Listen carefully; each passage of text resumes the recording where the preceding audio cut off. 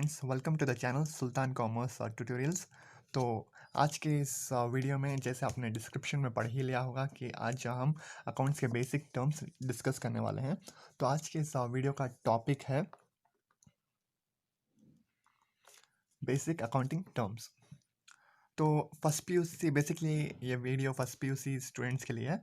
तो first PUC students के लिए ये basic accounting terms academic point of view और साथ ही knowledge point of view very important हैं ये बेसिक अकाउंटिंग टर्म्स। तो चलिए शुरुआत करते हैं इन अकाउंटिंग टर्म्स का। पहले business transaction. What is business transaction? Exchange of money for money's worth. Money तो समझने आता है। What is money's worth? Money's worth मतलब गुड्स और product. Exchange of money for money's worth मतलब हम मनी देकर मनीज वो चीज़ खरीदते हैं, मतलब गुड्स और सर्विस खरीदते हैं। In simple words business transaction can also be defined as buying और सेलिंग ऑफ गुड्स और services for money. Repeat, buying or selling of goods or services for money is business transaction. तो business transaction में basically two types of business transaction है। एक आकर cash transaction और एक credit transaction. तो second accounting term हमारा है cash transaction. Cash transaction is a type of business transaction in which sales and payment of cash happens immediately. For example, आप electronic showroom जाते हैं एक एसी खरीदने के लिए। आप एसी परचेस करते हैं और तुरंत जैसे ही आप एसी परचेस करते हैं तभी एसी का बिल भी कैश से पे कर देता है। तो उस टाइप का बिजनेस ट्रांजैक्शन कैश ट्रांजैक्शन कहलाता है। तो थर्ड बेसिक अकाउंटिंग टर्म हमारा कर क्रेडिट ट्रांजैक्शन है। Credit transaction is a type of business transaction in which sales and payment of cash happen at two different times. That is, sales happen at earlier date, payment of cash some particular date in future. Sale इसमें earlier date पे हो जाता है और payment of cash कुछ दिनों के बाद। फॉर एग्जांपल, ये अज्यूम करते हैं कि आप एक टीवी मैन्युफैक्चरिंग कंपनी के ओनर हैं और आपके पास 1000 कंपनीज का 1000 टीवीज का ऑर्डर आता है डीलर के पास से। तो जो डीलर 1000 टीवी का ऑर्डर किया है वो आपको पैसे तुरंत नहीं देगा। वो आपको मान लीजिएगा कि एक 1 मंथ के बाद देगा या फिर 2 मंथ्स के बाद वो आपको पैसे देगा। वो आपको पैसे तुरंत नहीं देगा। तो वो उस टाइप का बिजनेस ट्रांजैक्शन क्रेडिट ट्रांजैक्शन है। ठीक है, चलिए बढ़ते हैं कैपिटल की तरफ। What is capital? Capital is the money invested by the owner into his business. मान लें कि अज्यूम करें कि आप एक बिजनेस के ओनर हैं और जो मनी आप आपके बिजनेस में इन्वेस्ट करते हैं उसे कैपिटल बोलते हैं। और कैपिटल मिनिमम रिक्वायरमेंट है और साथ ही कंपलसरी भी है, because without capital there is no business. Capital को ऐसे भी डिफाइन किया जा सकता है कि capital is the minimum and compulsory money which is required to start the business which is invested by the owner. ऐसे भी हम डिफाइन कर सकते हैं। तो नेक्स्ट हमारा अकाउंटिंग टर्म है assets. What is asset? Assets are thing that are used in carrying out business activities and operation.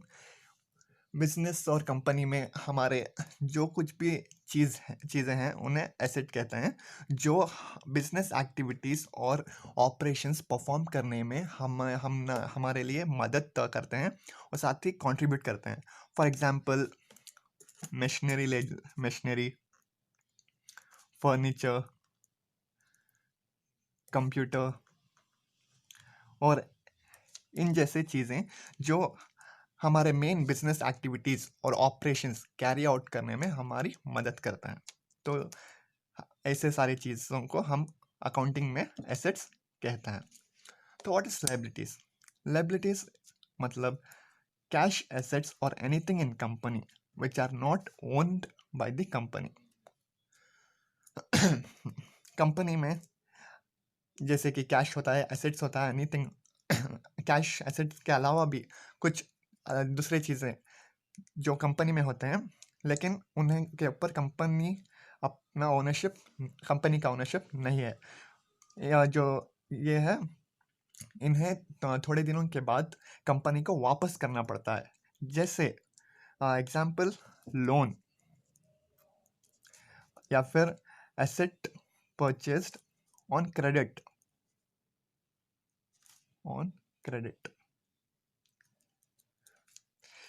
Company को थोड़े दिनों के बाद क्या ये अगर से कैश लोन की तरीके से बोरो किया है तो कंपनी को थोड़े दिनों के बाद इसे वापस इसके रियल ओनर, चाहे वो बैंक हो या कोई इंडिविजुअल पर्सन हो, इसे लौटाना पड़ेगा। और साथ ही एसेट अगर से क्रेडिट पे परचेस किया है तो इसका जो एसेट का रियल अमाउंट है उसे चुकाना पड़ेगा। तो ये लायबिलिटीज कहलाता है, जिस मतलब एट प्रेजेंट द कंपनी का ओनरशिप उसके ऊपर नहीं है, कंपनी को उसे वापस लौटाना होगा। ठीक है, तो चलिए बढ़ते हैं नेक्स्ट अकाउंटिंग टर्म की तरफ।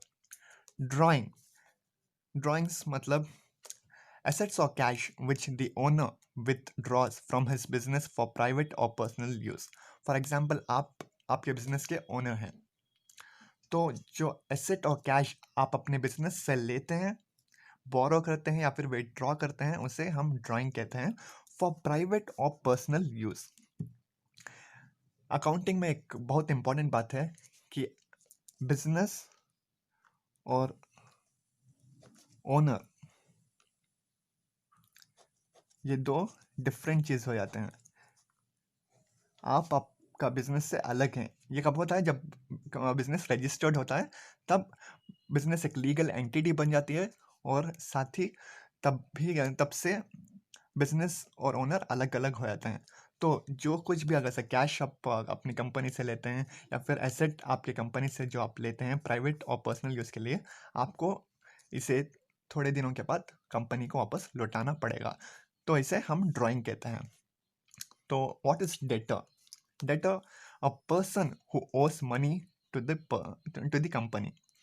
मान लें कि आप या फिर आपके कोई फ्रेंड, रिलेटिव और नॉन पर्सन ने कंपनी से कंपनी का कैश, एसेट या फिर कुछ दूसरा कुछ कंपनी से बोरो किया है या फिर लिया है, तो वैसा इंसान डेटर कहलाता है।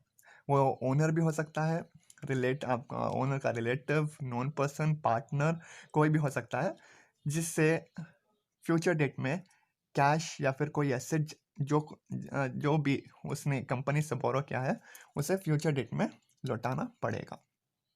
What is creditor? Next term, a person to whom business owes money. मान लें कि कंपनी ने आउटसाइडर्स से, चाहे वो कोई आपका फ्रेंड हो सकता है, रिलेटिव, नॉन पर्सन, जिससे कंपनी ने कैश बोरो किया है अपने बिजनेस एक्टिविटीज़ कैरी आउट करने के लिए, ऑपरेशंस कैरी आउट करने के लिए, लेकिन इस कैश को कंपनी को, बिजनेस को थोड़े दिनों बाद लौटाना पड़ेगा, वापस करना पड़ेगा। तो वैसा इंसान दैट पर्सन जिसने कंपनी को कैश दिया है या फिर एसेट्स दिया है for carrying out the activities of the business and which should be return to that person in future date is creditor. तो वैसा इंसान क्रेडिटर बन जाता है। और बहुत इंपॉर्टेंट पॉइंट, डेटर कंपनी के लिए, डेटर जो होता है कंपनी के लिए करंट एसेट होता है, करंट एसेट। और जो क्रेडिटर होता है वो कंपनी के लिए करंट लायबिलिटी होता है, क्योंकि हमें इसे फ्यूचर डेट में लौटाना पड़ेगा। करंट एसेट फ्यूचर डेट में हमारे पास आ जाएगा। ये क्रेडिटर है जो फ्यूचर डेट में कंपनी को पे करना पड़ेगा। ठीक है, नेक्स्ट टर्म, गुड्स। तो what are goods? Things, product in which the company trades. For example, assume करें कि आपकी टीवी मैन्युफैक्चरिंग कंपनी है और आप टीवी मैन्युफैक्चर करते हैं और टीवी को सेल करते हैं, और टीवी से ही आपका रेवेन्यू होता है। टीवी सेल करने से ही आपका रेवेन्यू होता है और आपको प्रॉफिट मिलता है। तो वो टीवी आपके लिए गुड्स कहलाएगी। और अनदर एग्जांपल इज एक स्टेशनरी स्टोर होता है और वो स्टेशनरी स्टोर के लिए बुक्स, पेन एक्सेट्रा वैसे चीज़ें गुड्स कहलाएंगे, जिससे वो बिजनेस को जो उनका बिजनेस है to carry out the business activity. Their main activity is to sell the books, pens and other stationery items and to earn profit. ठीक है, तो नेक्स्ट हमारा accounting definition. Purchases, goods purchased bye the company for manufacturing और resale. For example, अगर से आपको TV manufacture करना है, ये टीवी मैन्युफैक्चर करने के लिए आपको बहुत सारे रॉ मटेरियल्स का रिक्वायर्ड है। रॉ मटेरियल्स जैसे कि plastic, wires and electronic devices. तो ये आपको रिक्वायर्ड पड़ता है। क्यों रिक्वायर्ड पड़ता है? For manufacturing of TV. तो हर एक चीज़ जो कंपनी परचेस करती है फॉर मैन्युफैक्चरिंग और रीसेल पर्पस के लिए, तो वैसी चीज़ परचेस कहलाती है। और एक एग्जांपल परचेस के लिए क्या हो सकता है? आप एक डीलर हैं, तो आप टीवी परचेस कर टीवी को रीसेल करते हैं, तो टीवी आपके लिए परचेस बन जाती है, टीवी को आप परचेस करते हैं। ठीक है, तो नेक्स्ट अकाउंटिंग टर्म हमारा है सेल्स। गुड्स और services sold by the company is known as sales. Sales से आपको प्रॉफिट मिलता है, रेवेन्यू मिलता है। ठीक है, क्योंकि गुड्स या सर्विस कंपनी सेल करने से ही आपको प्रॉफिट या रेवेन्यू मिलता है। ठीक है, स्टॉक, नेक्स्ट टर्म हमारा आकर स्टॉक है। स्टॉक बेसिकली टू टाइप्स होते हैं, opening stock and closing stock. Company को कोई भी चीज़ मैन्युफैक्चर करने के लिए रॉ मटेरियल की ज़रूरत पड़ती है, तो company beginning of the year में बहुत सारा रॉ मटेरियल परचेस करती है। लेकिन ज़रूरी नहीं है कि सारा रॉ मटेरियल जो कंपनी ने परचेस किया है एक फाइनेंशियल ईयर में सारा ख़त्म हो जाए। बहुत से बार रॉ मटेरियल बच जाता है, तो जो रॉ मटेरियल बचता है एंड ऑफ द ईयर में क्लोजिंग स्टॉक कहलाता है। और जब फिर एक नया फाइनेंशियल ईयर ओपन होता है, तब ये चीज़ जो रॉ मटेरियल है ओपनिंग स्टॉक कहलाती है। ठीक है, ओपनिंग स्टॉक कहलाती है। इसका और एक एग्जांपल क्या हो सकता है? आपने टीवी मैन्युफैक्चर कर लिया, 1000 पीस आपने मैन्युफैक्चर कर ली टीवी के, और एक फाइनेंशियल ईयर में आपके सिर्फ 800 टीवी यूनिट्स सोल्ड है, तो बचत 200 यूनिट्स। तो एंड ऑफ द ईयर में आपके टीवी के 200 यूनिट्स क्लोजिंग स्टॉक कहलाएंगे। और जब नया फाइनेंशियल ईयर शुरू होगा, आपके टीवी के 200 यूनिट्स ओपनिंग स्टॉक कहलाएंगे। ठीक है, तो हमारा नेक्स्ट अकाउंटिंग टर्म है profit. What is profit? Money और income which the company earns from its activities और ऑपरेशंस। फॉर एग्जांपल, हम फिर से टीवी का एग्जांपल लेंगे। आप टीवी मैन्युफैक्चर करते हैं, तो टीवी मैन्युफैक्चर कर उससे सेल करके आपको जो इनकम या फिर मनी मिलता है उसे प्रॉफिट कहते हैं। तो या अगर मेन एक्टिविटी प्रॉफिट हमें मिलता है मेन एक्टिविटीज कैरी आउट करने के लिए। आपका मेन एक्टिविटी है टीवी मैन्युफैक्चर करना, तो टीवी मैन्युफैक्चर करके जो आपको मनी या इनकम मिलता है उसे प्रॉफिट कहते हैं। प्रॉफिट का एक सिंपल सा फॉर्मूला है, profit is equal to selling price minus cost. ठीक है, ओके, तो हमारा नेक्स्ट अकाउंटिंग टर्म है गेन। तो व्हाट इज गेन? मनी और income which the company earns from activities which are not regular to the business. सुनने में तो प्रॉफिट और गेन सिमिलर साउंड होते हैं, लेकिन अकाउंटिंग में प्रॉफिट और गेन के बीच में डिफरेंस है। तो गेन आखिर इनकम और money from the activities which are not regular to the business. For example, gain आपको टीवी मैन्युफैक्चर कर करके उसे सेल करने पर जो प्रॉफिट मिलता है उसे गेन नहीं कहते, उसे प्रॉफिट कहते हैं। गेन किसे कहते हैं? आप मान ली कि आपके कंपनी में या फिर फैक्ट्री में फर्नीचर है, ओल्ड फर्नीचर, मशीनरी, जो आपको ऐसे चीज़ सेल करके जो आपको मनी या इनकम मिलता है उसे हम गेन कहते हैं। और ऐसे चीज़ कभी वंस इन अ ईयर या फिर बहुत लॉन्ग पीरियड में होते हैं, या कर रेगुलर नहीं है, और साथ ही ये आकर मेन एक्टिविटी आपके बिजनेस का नहीं है, तो इसे गेन कहते हैं। तो नेक्स्ट अकाउंटिंग टर्म है एक्सपेंसेस। तो what is expense? Cost incurred in the process of earning profit. आप टीवी मैन्युफैक्चर करके प्रॉफिट कमाना चाहते हैं, लेकिन टीवी मैन्युफैक्चर करने के प्रोसेस में आपको बहुत सारे कॉस्ट मिलेंगे, जैसे रॉ मटेरियल का कॉस्ट, लेबर्स को वेजेस देने का कॉस्ट, एडमिनिस्ट्रेटिव स्टाफ को सैलरी देने का कॉस्ट। तो आपको ऐसे बहुत सारे कॉस्ट इनको करने पड़ेंगे in the process of earning profit. आप प्रॉफिट कैसे कमाते हैं? टीवी सेल करके प्रॉफिट कमाते हैं। तो इस प्रोसेस में आपको बहुत सारे कॉस्ट मिलेंगे, जैसे raw material, labour, administrative staff को सैलरी। तो ऐसे कॉस्ट को हम एक्सपेंसेस कहते हैं। तो उसके बाद आता है लॉस। तो what is loss? When the company when the cost is more than the selling price. मान लें कि आपका कॉस्ट है 20,000 और सेलिंग प्राइस है सिर्फ 15,000। ऐसा होना तो नहीं चाहिए, लेकिन कभी कभी होता है। तो ये इसमें आपका कॉस्ट है 20,000 और सेलिंग प्राइस है 15,000, तो 5,000 का लॉस हो गया। ये कब होता है?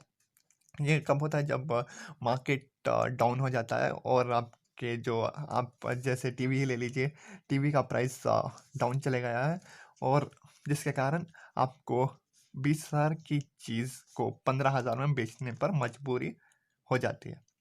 और उसका दूसरा सिनेरियो ये भी हो सकता है कि आपने जब टीवी मैन्युफैक्चर किया तब आपका कॉस्ट ऑफ मैन्युफैक्चरिंग बहुत ज़्यादा हो गया। कॉस्ट ऑफ मैन्युफैक्चरिंग होना चाहिए था बहुत कम, लेकिन पड़ गया बहुत महंगा, जिसके कारण आपका कॉस्ट हो गया 20,000, लेकिन मार्केट में आपकी टीवी की वैल्यू थी सिर्फ 15,000, जिसके कारण मजबूरी में आपको 15,000 में ही बेचना पड़ा, तो 5,000 का लॉस हो गया। लॉस एक दूसरे टाइप का भी हो सकता है। तो सेकेंड टाइप का लॉस होता है which is not regular to the business, which is not regular, जैसे कि डैमेज टू रॉ मटेरियल, या फिर थेफ्ट, या फिर फायर, या फिर स्ट्राइक। ऐसे तरीके के इंसिडेंट्स जो बिजनेस में रेगुलर नहीं होता, कभी कभी हो सकते हैं। तो ये आकर सेकेंड टाइप ऑफ लॉस है जो बिजनेस को बिजनेस इनकर कर सकता है। तो उसके बाद हम आते हैं डिस्काउंट की तरफ। तो what is discount? Reduction in the selling price of the goods और सर्विसेज। अब सेलिंग प्राइस मान लें कि एक 1,000 है, और सेलिंग प्राइस आपको एक 800 पड़ता है, तो 200 रुपीज़ का आपको डिस्काउंट मिलता है। तो डिस्काउंट में टू टाइप्स ऑफ डिस्काउंट है, trade discount and cash discount. तो इसमें क्या फ़र्क है?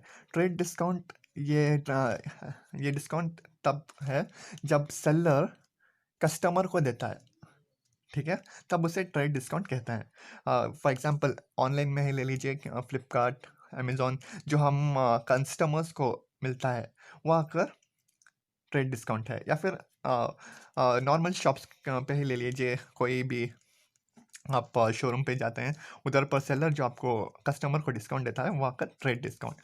What is cash discount? Cash discount is the discount given by one dealer to another dealer. The seller dealer gives to purchaser dealer. कब? आप हमने शुरुआत में पढ़ा था व्हाट इज क्रेडिट ट्रांजैक्शन।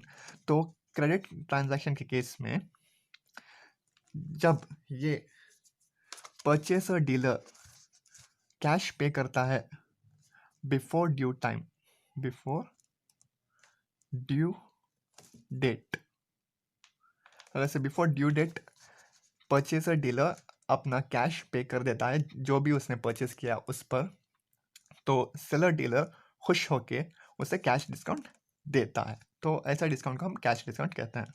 तो आप तो नेक्स्ट डेफिनेशन है voucher. Voucher is documentary evidence of A business transaction. ठीक है, तो एग्जाम्पल हो सकता है इसका बिल या फिर इनवॉइस। जो भी आप खरीदारी करते हैं, चाहे वो शोरूम से हो या कोई किधर से भी कुछ गुड्स, कोई प्रोडक्ट या सर्विस जिसके ऊपर सेलर आपको बिल या इनवॉइस प्रोवाइड करता है, उसे वो हम वाउचर कहते हैं, जो एक डॉक्यूमेंट्री एविडेंस है। ये कब यूज़ आते हैं? ये तब यूज़ आते हैं जब आपको चीज़ से वो प्रोडक्ट से सेटिस्फाई नहीं हुए और आप उसे रिटर्न करना चाहते हैं या फिर एक्सचेंज करना चाहते हैं सेलर के साथ, तब आपको ये वाउचर बहुत काम आएगा। और साथ ही जब सेलर प्रोडक्ट रिटर्न लेने से या फिर एक्सचेंज करने से मना करता है, तब आप इस वाउचर को एविडेंस बना के, प्रूफ बनाकर उसके ऊपर लीगल एक्शन ले सकते हैं और केस कर सकते हैं। ठीक है, केस को फाइल कर सकते हैं उसके against based on the evidence and proof of voucher. तो वाउचर बहुत इंपॉर्टेंट है। तो that's all in today's video. Thank you for watching the video friends. तो अगर से आपको इस ये वीडियो अच्छा लगा तो प्लीज़ सब्सक्राइब कीजिए, शेयर कीजिए, लाइक कीजिए और साथ में बेल नोटिफिकेशन को क्लिक करें ताकि जब भी मैं अपना लेटेस्ट वीडियो अपडेट करूं आपको तुरंत नोटिफिकेशन मिल जाए।